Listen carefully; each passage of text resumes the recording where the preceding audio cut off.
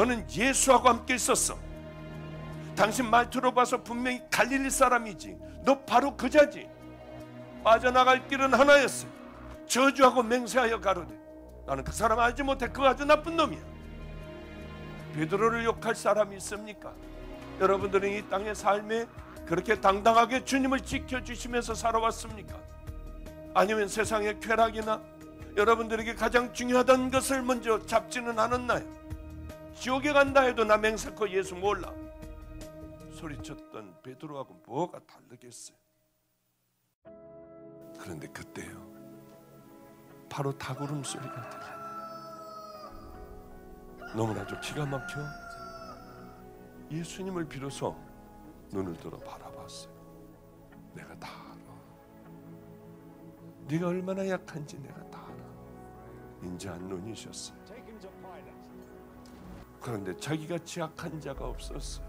자기같이 용기도 없고 믿음이 없었고 비겁한 자가 없었습니다. 주님을 모른다고 벌써 하다가 보니까 3번이나 부인을 했고 저주까지 해버렸습니다. 베드로야, 그게 네 모습이야. 나도 너를 용서해. 내가 뭔가 손해가 날 것 같아서 주님을 그렇게 부인하고 살지 않나요? 마음은 하나님을 멀리 떠나 있는 우리들의 모습 아닌가요? 하나님을 가까이 하라. 그리하면 너희를 가까이 하시리라.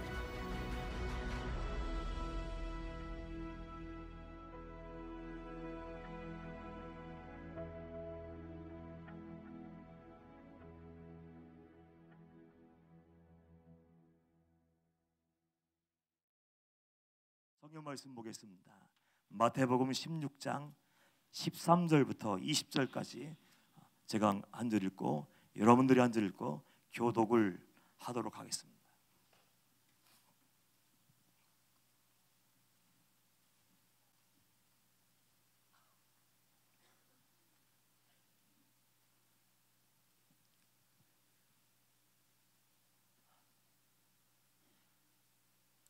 마태복음 16장 13절부터 20절까지 말씀을 교독합니다. 13절.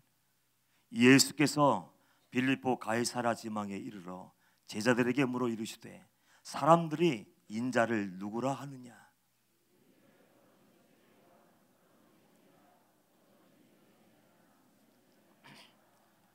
이르시되 너희는 나를 누구라 하느냐?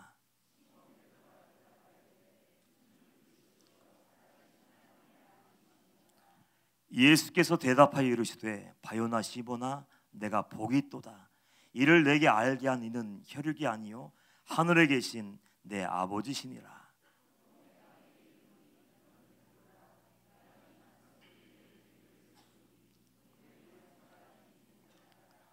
내가 천국 열쇠를 내게 주리니 내가 땅에서 무엇이든지 매면 하늘에서도 매일 것이요 내가 땅에서 무엇이든지 풀면 하늘에서도 풀리리라 하시고.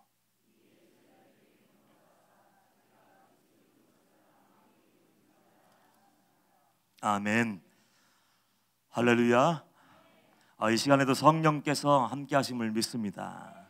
믿음의 주요 온전케 하신 이인 예수를 바라볼 때 주님께서 여러분에게 하늘의 은혜를 부으실 줄 믿습니다. 목사님께서 그 5분 내기 그 카드를 가끔 사용하셔야 되는데 요즘은 너무 자주 사용하시는 것 같아요. 그 이유가 뭔지 아십니까? 여러분들의 중보기도가 부족해요. 목사님이 바쁘신 일정을 소화하시느라고 지금 몸이 너무 쇠약해지시고 지금 목소리가 나오지 않아서 제가 부득이하게 이 자리에 올라오게 되었습니다. 제가 이 자리에 올라올 때마다 저 뒤에서 항상 기도하고 계시는 전도사님이 그런 말씀하셔요.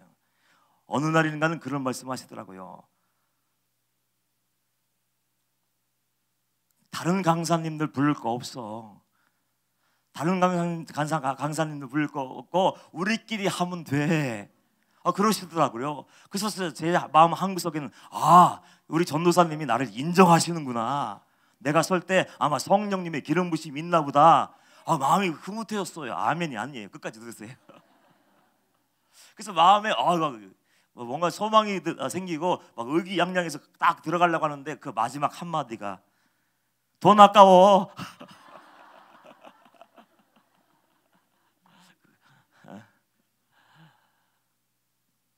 그러나 그럼에도 불구하고 하나님의 뜻이기셔서 저를 이 자리에 세우신 줄 믿습니다. 말씀을 나눌 때 저 여러분들 큰 은혜 받으시길 축복합니다. 정정 목사님께서 그 옛날을 회상하시면서 안성으로 돌아가고 싶다. 그때가 너무 그리워. 그때 배고프고 춥고 얻어맞고 교인들이 한 명도 없었지만 하나님께서 야 박보영 목사야, 내가 하나님이 허락하셔서 어디로 돌아가고 싶으냐 하고 물으셔서 그렇게 된다면 주저없이 안성으로 가고 싶어요. 이렇게 얘기한다고 하셨어요. 저도 가만히 생각해보니까 동일하더라고요. 목회 처음 자리, 아무것도 모르는 20대 26인가 7살 때인가 처음 개척교회에 나가서 목회할 때가 그리워요. 그때는 이사가는 목사님께서 저에게 깡통을 하나 주셨어요. 깡통을 하나 주셔서 이게 뭡니까? 미안해. 이제 미안해. 그 깡통을 주시고 가셔서 궁금해서 열어봤어요. 또 가신 다음에 열어봤더니 그 깡통 안에 뭐가 들어있었어요? 돈이 들어있었는데 9,800원. 아직도 기억하고 있어요. 생생하게. 아로나민 골드 약통 가격. 그 9,800원을 주시면서 이게 전부니까 죽든지 살든지 알아서 해. 그러면서 가셨어요. 돈은 부족하고 지붕은 무너져 내리고 성도들은 할아버지 한 분, 할머니 한 분, 애기 엄마 한 분, 그래서 3분이 처음이었는데 거기서 처음 목회할 때가 얼마나 그리운지 몰라요. 왜냐하면은 그때 마음이 가장 깨끗한 것 같아요. 하나님 앞에서 두려움을 가지고 예배 준비할 때도 대충 올라가서 때우는 것이 아니라 주일이 다가오면 막 벌렁벌렁 가슴이 벌렁벌렁거리고 내가 올라가서 말씀을 증거해야 되는데 이 성도들 앞에서 내가 기도를 해야 되는데 떨림을 가지고 살았어요. 얼마나 마음속에 떨림이 있었는지 저는 몇 년 동안 교회를 떠나본 적이 없었어요. 하나님, 제가 아무것도 할 수 있는 거 없잖아요. 한 번도 목회라고는 해본 적도 없고 주일학교 교사도 한 번도 안 해본 사람이 어느 날 갑자기 나가라고 해서 개척교회 들어갔는데 뭐 할 수 있겠습니까? 하나하나가 떨리고 두려운 거예요. 그래서 하나님 앞에서 하나님, 제가 할 수 있는 것은 아무것도 없어요. 처음 그 교회에 부임해서 잠을 자는 날 쌀이 없어서 돈이 없어서 걱정한 것이 아니었어요. 어떻게 하면 이 교회를 이끌어갈까, 이 성도를 양육할까, 그 두려운 마음에 밤을 세웠어요. 꼬박 세웠어요. 어떻게 할까 고민하는 중에 제 마음속에 한 가지 생각이 떠올랐어요. 그래, 나는 할 수 있는 거 아무것도 없으니까 하나님께 내 인생과 목회를 다 맡겨드리고 나는 교회를 지켜야겠다. 다윗이 성전에 문지기로 있는 것이 좋다고 얘기했는데 나는 그냥 잠을 자더라도 그 교회 안에서 교회를 떠나지 말고 자야겠다. 그 마음 가지고 교회를 떠나지 않았어요. 하나님의 어린 아이와 같은 그 마음을 보셨는지 성도님도 보내주시고 재정도 채워주시고 차도 보내주시고 그래서 교회 건축도 할 수 있도록 다 준비해 놓을 수 있도록 하나님의 은혜 주셨어요. 성도들은 적고 학생들 수도 적었지만요, 그들과 사랑의 교감을 나누면서 정말 함께 기도하면서 계속 성전을 건축하기 위해서 대지를 구입하는데 돈도 없는데 그 새벽예배 끝나면 다 함께 가서 그 자리에 꿇어 앉아서 기도했던 때가 있었어요. 그때 그 마음, 그 순수한 마음을 갖고 있으면 얼마나 좋을까. 그때만큼 하나님 앞에서 순수한 열정과 뜨거움을 가지고 영원 사랑을 가지고 그렇게 사역했을 때가 없는데 지금은 어떤지 모르겠어요. 세월을 흘려 20년이 훌쩍 넘어 개척교회를 면하고 이제 어느 정도 여유가 있는 교회를 가서 목회하다가 방주교회에 올라오고 다락방에 올라왔어요. 성도들도 많고 내가 해야 할, 감당해야 될 책임도 무겁고 여러 가지 주어진 일들이 많은데 그거에 비해서 이상하게 그 마음속에는 뭔가 허전하고 이상하게 내 마음속에는 하나님과 가까이 느꼈던 그 교제가 끈이 무엇인가가 풀려버린 그 느낌을 갖게 되더라고요.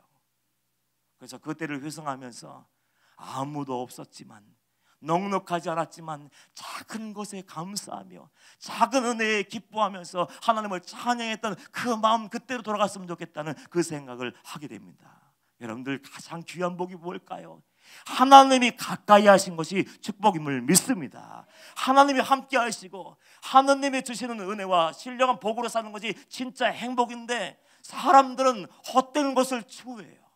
썩어질 것을 추구해요. 내 영혼을 위해서 아무것도 도와줄 수 없는 것, 내가 심판대 앞에 섰을 때 나를 위해서 한마디 표현해줄 수 없는 것, 헛된 세상 부귀영화와 사람들의 인정을 얻기 위해서 사람들은 넓은 길로 달려가더라고요.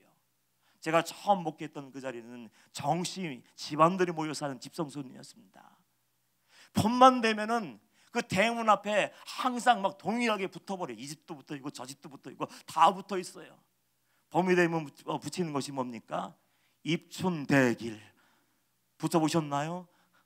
입춘대길, 제가 잘 기억하고 있는지 모르겠지만 시시개문 만복내, 문을 열고 닫을 때마다 아마 복이 들어오라는 의미로 그걸 붙였나 봐요. 1년 전에 붙여있는 거 떼지도 않고 그 위에 또 붙이고 또 붙이고 또 붙이고, 사람들이 얼마나 복을 추구하는지. 사람들은 복을 단순히 물질의 풍요를 얘기해요. 정말 돈만 벌 수 있다면 수단과 방법을 가리지 않더군요. 정직한 사람들 만나보기가 왜 이렇게 어려운지, 신실한 사람들 만나기가 얼마나 어려운 세대가 되었는지요.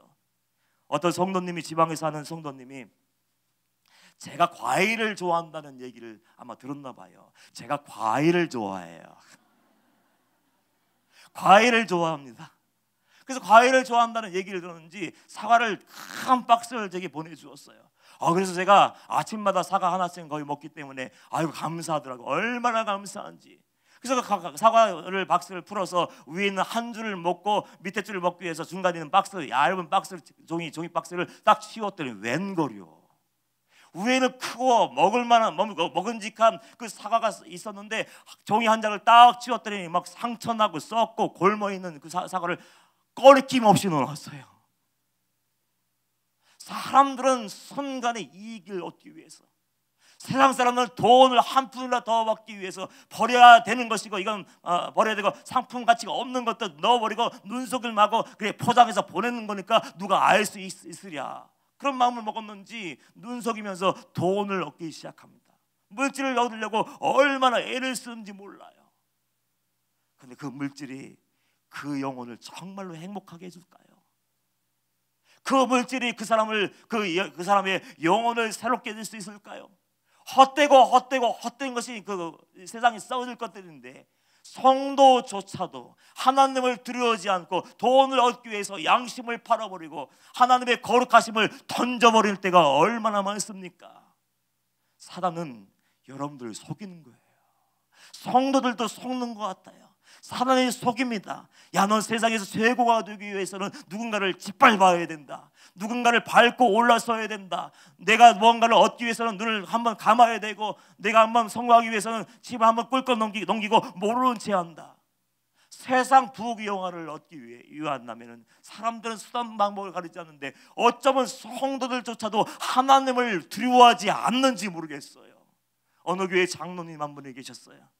그 장로님은 교회 금고가 개인 금고예요. 장로 정도 됐으면 하나님을 두려워하고 마지막 내가 심판대 앞에 가서 서야 할 때가 있다는 걸 분명히 알아야 되는데, 성도들을 바른 길로 인도하고 경건의 모양을 갖춘 것이 아니라 경건의 능력으로 양육해야 되는데, 그 교회 돈을 다 가져간 거예요. 자기 호주머니에 양심의 꺼리낌도 없어요. 이건 내 거지 뭐, 내 거지 내 거. 그것도 부족하셨는지 교인들 다 다니면서 성도님 500만 원만 빌려주시겠어요? 1000만 원 빌려주시겠어요? 수단이 얼마나 좋은지요.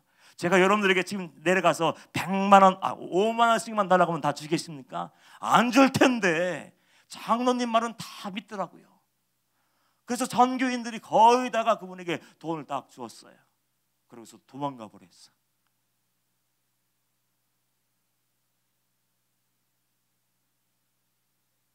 그 어이없는 일들이 얼마나 많습니까? 여러분들, 성도는, 우리는 하나님 안에서 성도입니다. 주님의 자녀라면 영혼을 준비할 수 있어야 되고, 하나님이 허락하시는 진정한 복이 무엇인지를 알 수 있어야 돼요.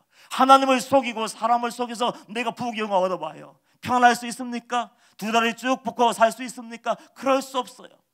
하나님은 잠언서 10장 22절 말씀에서 이런 말씀을 하시더라고요. 여호와께서 주시는 복은 사람을 부하게 하고 근심을 겸하여 주지 아니하시느니라.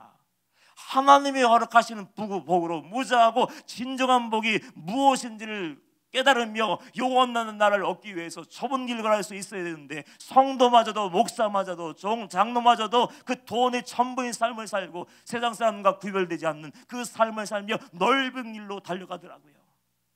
어제 다락방 집회 목요철에 참여하기 위해서 올라오고 있는데 차가 얼마나 밀리는지요. 차가 얼마나 많이 밀리는지.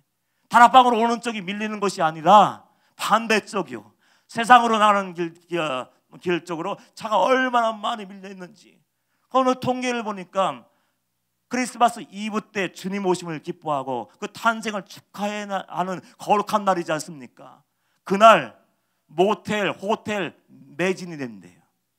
젊은 남녀들 모두 호텔은 다 점령하고 모텔은 점령해서 뭐 하겠습니까?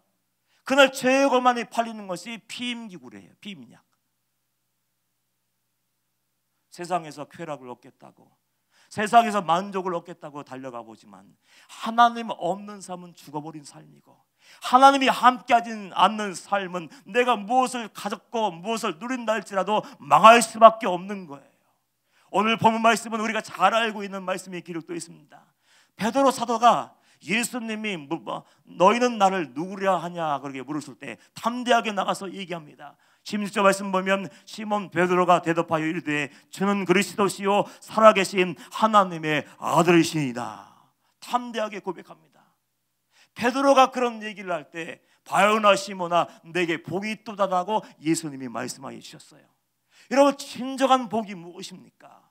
예수 그리스도 안에서, 성령 안에서, 하나님 안에서, 은혜 안에서 가장 귀한 축복, 진정한 하늘의 복이 무엇입니까? 예수 그리스도가 누구신지를 아는 거예요. 그 예수를 모르고 열심히 신앙생활하고 예배하고 봉사했는데 주님을 모른다면 그 영혼이 산자입니까? 세상에서 출세하고 모든 것을 다 가지고 있다 할지라도 하나님이 함께하시면, 예수 그리스도 영이 없으면 그 사람은 버림받은 자이고, 버림받은 자는 지옥에 갈 수밖에 없는 거 아닙니까? 주님께서 위대한 선언을 하고 있는 거예요. 너희들 정신 차려라. 하나님은 해결사가 아니야. 하나님은 능력 있는 어떤 사람이 아니야. 가서 안수받으면 병이 나가고 귀신이 떠나가는 그 능력자가 아니야. 사람들은 하나님을 알지 못하는 것 같아요. 하나님이 어떤 분이신지 온전히 모르는 것 같아요. 단지 하나님은 내 모든 소원을 들어주는 주시는 분, 내가 기도할 때마다 무조건 내려오셔서 내 기도에 응답해 주시는 분, 그런 정도로 생각하는 거야. 요술방망이, 도깨비 방망이 정도로 이렇게 얘기를 합니다. 그렇잖아요. 하나님이 누구신지 알지 못하면은 진정으로 신앙생활도 온전히 할 수 없고, 주님이 누구신지 모르면 좁은 길 가고 싶어도, 좁은 문으로 들어가고 싶어도 들어갈 수가 없는 거예요. 그래서 주님께서는 다른 사람이 엘리야라고 하고 선지자라고 하고 예레미야라고 하고 여러 가지 이야기하는데 너무 어이가 없었나 봐요. 그러면 너희는 누구라고 얘기하느냐? 모든 사람들이 머뭇거리고 있을 때 베드로가 단단히 나가서 주는 그리스도시요 살아계신 하나님의 아들입니다. 그렇게 고백하는 거예요. 오전에 여러분들이 고구마 대서기 때 고구마 사주셔서 한 목사님 간이식을 해드리고 살려드렸지 않습니까? 목회를 하고서 이제 정신이 막 복수가 차고 정신이 가물가물하고 내가 이제 하나님 앞에 서게 되었을 때 그분 마음속에 떠오르는 하나님의 말씀이 있었습니다. 그 말씀이 뭐였습니까? 마태복음 7장 21절 말씀이었어요. 나더러 주여 주여 하는 자마다 다 하늘나라에 들어갈 것이 아니야. 하늘에 계신 내 아버지의 뜻대로 행하는 자라야 들어가리라. 그런 말씀이 딱 떠올르는데 갑자기 두려운 마음이 들더래요. 내가 목사가 되었고, 내가 5대째 신앙생활하고 목자가 되었고 목회하고 영혼들에게 천국 가자고 열심히 말씀을 증거했는데 내가 아버지 앞에 서게 됐을 때 왜 이렇게 무서운지, 정말 난생 태어나서 그렇게 무서운 적이 없었다고 얘기를 하더라고요. 가만히 생각해 봤습니다. 내가 선지자 노릇한 거 아니야. 내가 가짜 아니야. 내가 예수 믿는다고 얘기하는데 예수도 모르고 구원도 모르고 하나님 나라에 대한 확신과 구원의 확신도 없고, 그래서 무서워서 벌벌벌 떨고 있는 것이 나 아니야. 하나님을 모르면은, 주님의 주님 되심을 모르면, 우리가 신앙생활을 했지만 그렇게 구원받은 줄 알고 달려가다가 마지막 순간에 막 두렵고 떨려서 무서워서 벌벌벌 떨 수밖에 없는 거예요. 그분이 어떤 고백을 했습니까?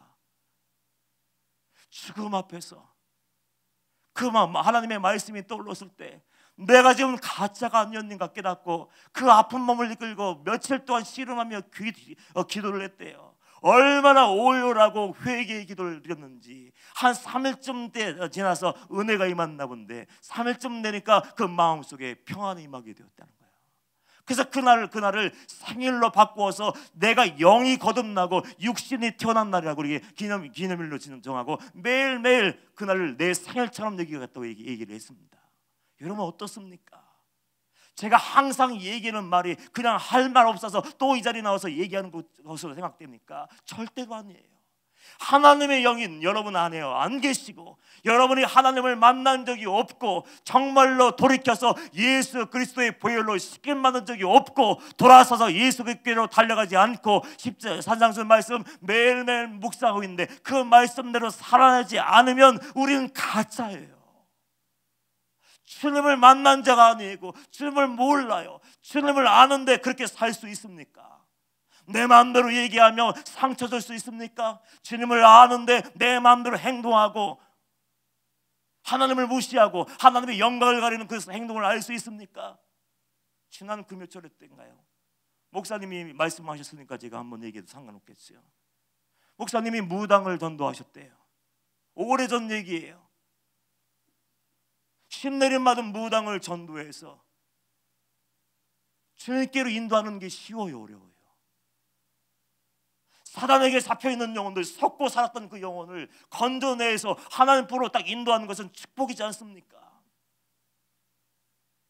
구원받은 감격, 그 기쁨을 주체할 수 없어서 예배 시간만 나와서 울며 예배하고 찬양하고, 예배 시간만 나와서 예배하면 되는 것이 아니라 내가 봉사해야 될 것이 무엇이지, 내가 섬겨야 될 것이 무엇이지 이리저리 찾다가 전도를 하기 시작했어요. 내가 무당이었는데 내가 만난 예수님, 그분은 정말 하나님의 아들이었습니다. 그분을 믿지 않으면 그 누구도 하나님 나라에 들어갈 수 없습니다. 내가 속아 살아왔습니다. 얼마나 열정을 다해서 말씀을 전했을까요? 그러다가 주방에 들어가서 여긴지 어딘지 몰라요, 오해하지 마세요. 식당에서 섬기려고 들어갔더니 먼저 믿은 성도 아닐 거예요. 먼저 믿은 교인들이 딱 째려보기 시작하더래요. 째려보면서 네가 뭔데 겁대거리 없이 여기 들어와? 네가 뭔데 전도하고 다녀? 네가 뭔데 여기서 지금 봉사하고 있어? 그러고 상처를 주고, 그 아이들도 하지 않는 그 일들을 했다는 거예요. 꿇어앉아. 얼마나 그 영혼에 깊은 상처기가 났을까요? 어느 날 목사님을 찾아오더래요. 울면서 찾아서 이런저런 얘기를 하면서 다시는 못 뵐 수도 있습니다. 마지막으로 제가 목사님께 큰 절을 올리겠습니다 하면서 목사님께 큰 절을 하고 돌아가셨어요. 어디 계신지 몰라요. 주님을 나의 구주, 나의 하나님으로 영접했다면 주님을 왕이 되게 하십시오. 여러분의 삶의 자리에 폼으로 십자가 딱 달아놨고 성경책만 옆구리에 끼고 왔다 갔다 하는 것이 아니라 정말 하나님을 두려워하고 하나님을 아는 자답게 그렇게 빛과 소금의 사명을 감당하기를 축복합니다. 한번 할 때도 하나님이 듣고 계신다. 내가 가벼운 행동할 때에도, 농담 한마디 짓거릴 때에도 하나님이 다 듣고 계신다. 내가 죄를 짓고 있는 그 순간에 주님께서 지금 눈물을 흘리면서 나를 위해서 지켜보시며 지금 기도하고 계신다. 주님을 알면은 달라져야 되지 않습니까? 주님을 주님이라고 고백했으면 돌아서야 되지 않습니까? 하늘나라의 시선을 딱 고정시키고 십자가를 바라보고 주님같이 그 길 나의 십자가를 짊어지고 담대하게 어떤 대가를 지불한다 할지라도 불이익을 당하고 손해당하고 사람들에게 조롱을 당하고 핍박을 당한다 할지라도 인내하면서 예수님의 마음을 품고 끝까지 그 길 걸어가야 되는데, 말로만 주여 주여 하는 사람들이 얼마나 많고, 목사님 근처에 있는 그 사람들, 모범이 되어야 되는 그 사람들조차도 무릎 꿇리고 상처 주는 그 일이 생기면 안 되지 않습니까? 그래서 주님은 베드로에게 주님이 누구인지, 주님이 어떤 분이신지 온전히 아는 것이 진정한 복이라고 선언을 해 주셨어요. 주님을 알고 그분이 나의 아버지가 되시면 주님이 어떤 약속을 해주십니까? 우리가 부러워하는 그 축복의 선언이 이어져 나옵니다. 18절 19절 말씀 보면, 또 내가 내게 이르노니 너는 베드로라. 내가 이 반석 위에 내 교회를 세우리니 음부의 권세가 이기지 못하리라. 얼마나 멋져요. 내가 내게 이르노니 너는 베드로라. 내가 이 반석 위에 내 교회를 세우리니 음부의 권세가 이기지 못하리라. 내가 천국 열쇠를 내게 주리니 내가 땅에서 무엇이든지 매면 하늘에서도 매일 것이요, 내가 땅에서도 무엇이든지 풀면 하늘에서도 풀리리라. 엄청난 어마어마한 가능성이 있는 그 축복의 약속을 하여 주셨습니다. 하나님께 여러분들이 붙들리고 여러분들이 하나님 안에 거하고 하나님의 사람이 될 때, 하나님은 여러분의 아버지가 되셨어. 여러분을 안아주시고 때로 업어주시고 물 가운데를 지날 때 함께 감시고 불 속에 들어갈 때도 함께 하시는 축복이 임하게 되는 거예요. 그런데 조건이 안에 있습니다. 그 축복이 내 것이 되기 위해서는 우리가 꼭 해야 될 것이 있어요. 18절 말씀 보면, 또 내가 내게 이르노니 너는 베드로라. 내가 이 반석 위에 뭐를 세운다고 얘기했어요? 교회를 세운다고 했어요. 이 교회가 뭘 의미합니까? 우리가 건축원금을 내서 500억짜리 교회를 줘야 되나요? 5천억짜리 교회를 줘야 되나요? 와, 교회를 세워야 하나님이 축복하시고 교회를 세워야 하나님이 은혜 주는데, 우리 그럼 모든 집도 팔고 땅도 팔고 예금통도 다 떨어서 다 건축원금으로 들고 교회를 세워야 되죠. 근데 그 눈에 보이는 교회를 얘기하는 게 아니에요. 주님이 주님 되시는 삶의 예배를 드려라. 여러분은 이미 거룩한 성전이기 때문에, 예수님이 왕으로 계시기 때문에 주님은 여러분의 모든 것을 다 알고 계셔요. 입으로만 떠드는 것이 아니라, 난 믿음 좋은 사람이고 나는 아주 열심히 있는 사람이고 난 사람들이 인정하는 사람이라고 그렇게 얘기하는 것이 아니고, 하나님이 인정하시고 성령님이 보증하시는 거룩한 삶의 예배자가 될 수 있어야 됩니다. 삶으로 예배를 드려야 돼요. 어떤 대가를 치른다 할지라도 넓은 길로 달려가지 않고, 사람들이 알아주지 않는다 할지라도 좁은 길에서 결코 물러서지 않고 내가 치료해야 할 대가를 지불하며 주님 말씀대로 순종하며 그 길 걸어갈 수 있어야 됩니다. 얼마나 많은 사람들이 그 대가를 지불할까요? 하나님의 축복에는 목말라 있고, 하나님께 은혜 달라고, 자녀 축복해달라고, 건강 축복해달라고, 사업에 축복해달라고, 모든 축복을 해달라고 다 얘기하지만 하나님이 지켜보시는 마음속 관리는 안 하는 거예요. 심령속 관리는 안 하는 거예요. 사람들은 속을 수 있습니다. 경건의 모양만 갖추면, 거룩한 채 하면 사람들은 속을 수 있어요. 목소리를 깔고 할렐루야 그러면 신령해 보일 수 있고, 그 자리에 날마다 나와서 예비하고 기도하면 그렇게 보일 수 있고, 날마다 전도 현장에 나가 전도하면 와, 저는 멋있다고 얘기할 수 있습니다. 그러나 사람의 눈은 속일 수 있어도 하나님의 불꽃 같은 눈, 여러분의 심령곳을 쪼개시는 하나님의 눈동자를 피할 수 있는 사람은 존재하지 않습니다. 그 하나님 앞에서 사셔야 돼요.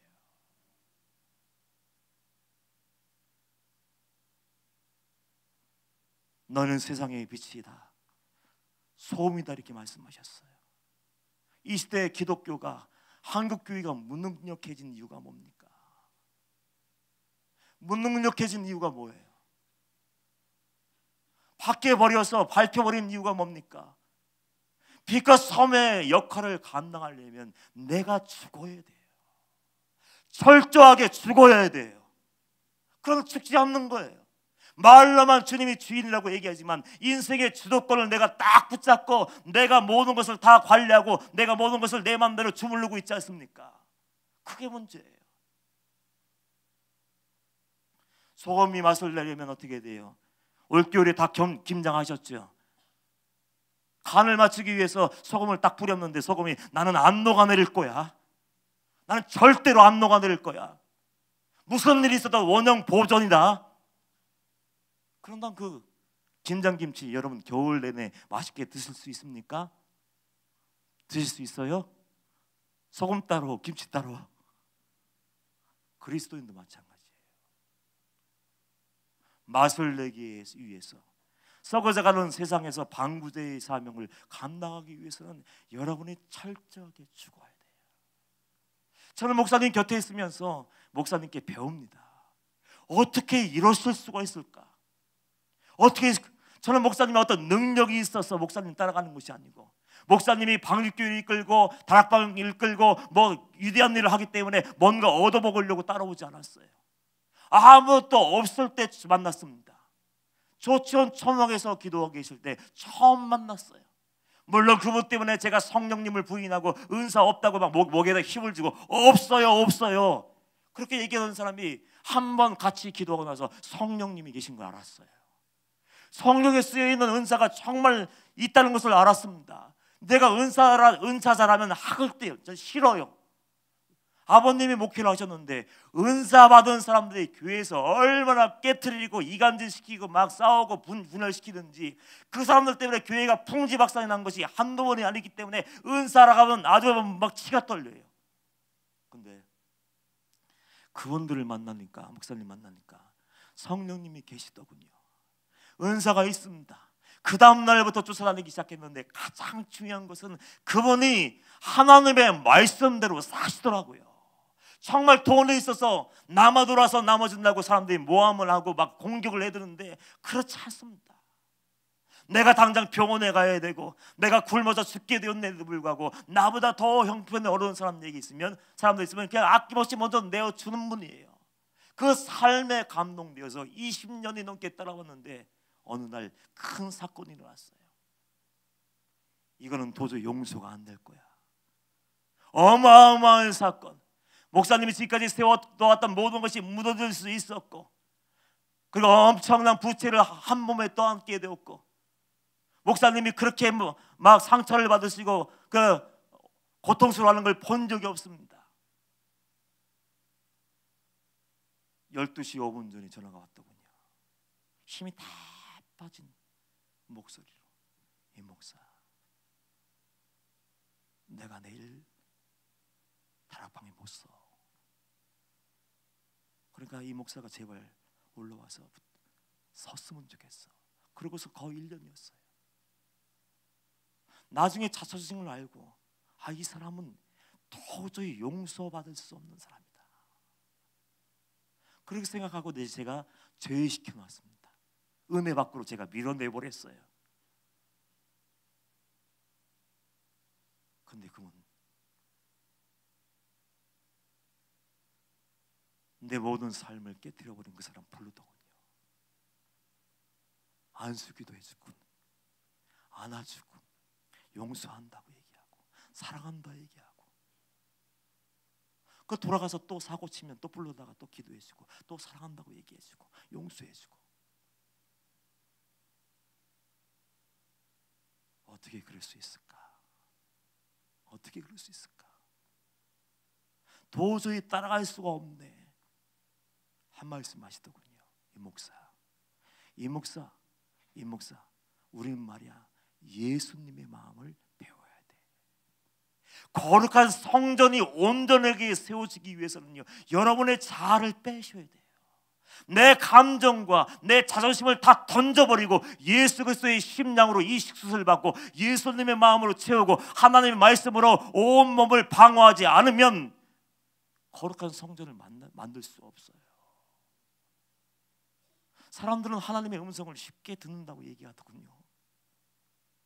하나님이 내게도 말씀하셨다. 하나님이 내게 말씀하셔서 예언 기도를 해준다.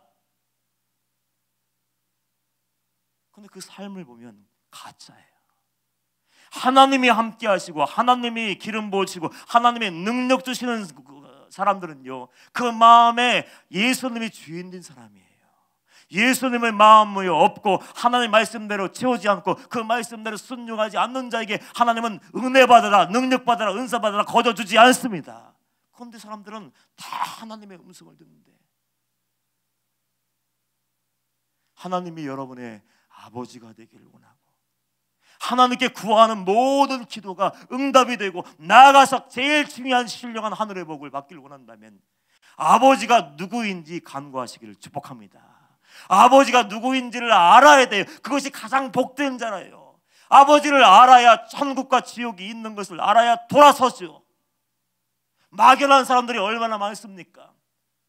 그냥 예배드리지 뭐, 찬양하지 뭐, 막연하게 내가 예수님을 안다고 하는데 그 지식적으로 아는 거 말고요, 글자로 문자로 아는 거 말고요. 여러분, 사도 바울이 고백했던 것처럼 내가 만난 나의 하나님에 대해서 당당하게 얘기할 수 있습니까? 그 예수님이 나의 주인 되셔서 그 예수님이 내 성질을 빼버리고 나를 변화시키고 나를 지금 십자가 길 좁은 길로 인도하고 있다고 당당하게 얘기할 수 있는 분이 있습니까? 그 삶의 고백이 없다면 어쩌면 아직도 첫걸음, 첫 번째 자리에서 끝나고 있는 거예요. 머뭇거리고 있는 거예요. 은혜를 경험하고 성령도 체험하고 그리고 치유도 경험했지만 그 자리에 머물러서 구경만 하는 사람이 얼마나 많습니까? 겉모양을 꾸미는 데는 모든 것을 다 쏟아붓지만 그 마음 관리, 심령 관리는 우리가 방치하고 있는 것은 아닙니까? 예수님이 주인이라면 그 마음속에 하나님을 왕으로 모시고 그분을 의식하며 그분 앞에서 두렵고 떨림으로 구원을 이루시기를 축복합니다. 사도 바울이 어떤 고백을 했습니까? 로마서 1장 10절 말씀 저는 항상 좋아합니다. 내가 복음을 부끄러워하지 아니하노니 이 복음은 모든 믿는 자에게 구원을 주시는 하나님의 능력이 됩니다. 복음이 하나님의 능력이라고 했어요. 능력은 원어를 따져보니까 다이나마이트라는 것. 다이나마이트가 어떤 것입니까? 한번 딱 집어넣으면 바위도 쪼개버리지 않습니까? 복음 앞에 서면, 복음이 여러분 심령 속에 심겨지면 여러분의 심령 속 사람은 산산조각이 날 수밖에 없어요. 나는 죽었습니다. 근데 죽지 않더라고요. 주님 만났다는데 죽지 않았어요. 어떤 원로 목사님이 그런 고백을 하셨어요. 내가 지금까지 평생 목회하면서 집 팔아다가 헌금하는 사람, 땅 팔아다 헌금하는 사람 봤는데 성질 빼서 고친 사람 한 명도 못 봤다.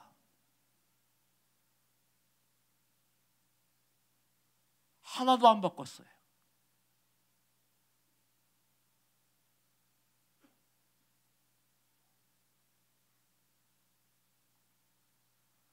긴 말씀드리지 않겠습니다.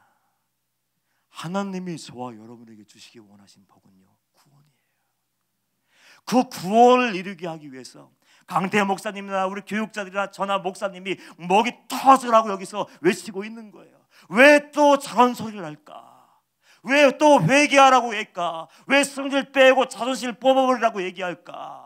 그걸 버리지 않으면, 그 마음속에 주님이 주인 되지 않으면, 예수님의 마음을 배우지 않고 하나님의 눈물을 가지지 않으면 돌아설 수 없고, 돌아서지 않으면 좁은 길 걸어가고 싶어도 걸어갈 수 없고, 구원받고 싶어도 그 구원의 문 안으로 들어갈 수 없기 때문에 그래요. 그 안타까운 마음 여러분 헤아리십니까? 방주교회 사역자들, 다락방 사역자들 목이 성한 사람 없어요. 성대, 결절, 병원에서 이미 포기했어요. 그럼에도 불구하고 올라올 때는 천천히 얘기해야지. 내가 지금 목이 아프니까 조용조용하게 바로 얘기하라고 알아서 바로 얘기할게 하다가 올라와서 기도하다 보면 또 열이 받는지 불이 받는지 다 올라가면 끝까지 쫙 결론이에요.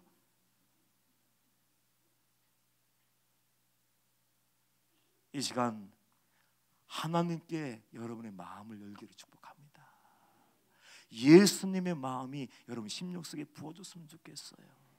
내가 주님의 자녀라고 얘기하면서 아직도 포기하지 않은 것, 버리지 않은 것, 인생의 주도권을 내어드리지 않은 모든 것이 있다면 그걸 다 내어드리고요, 반석 위에 예수 그리스도 위에 신앙의 고백 위에 여러분의 성전, 심령 마음속의 성전을 아름답게 가꾸어서 주님이 구하시는 거룩한 은혜의 조서가 되기를 주님의 이름으로 축복합니다. 기도하겠습니다. 죽을 수밖에 없던 이 죄인을 살려주시고 이 자리에 세워주시니 감사를 드립니다. 말씀을 나눌 때 하나님의 마음을 느낄 수 있는 은혜를 허락하여 주셔서 하나님의 눈물을 가지게 하여 주시옵시고 예수님의 보혈로 우리 마음의 성전 속에 아직도 남아있는 세상의 헛된 모든 것들을 내어보내고 썩어질 세상의 복을 구하는 것이 아니라 하늘에 속한 신령한 복을 구하고 이제는 돌아서서 주님께로 나갈 수 있는 우리 모두가 되게 하여 주시옵소서. 감사하며 예수님의 이름으로 기도합니다.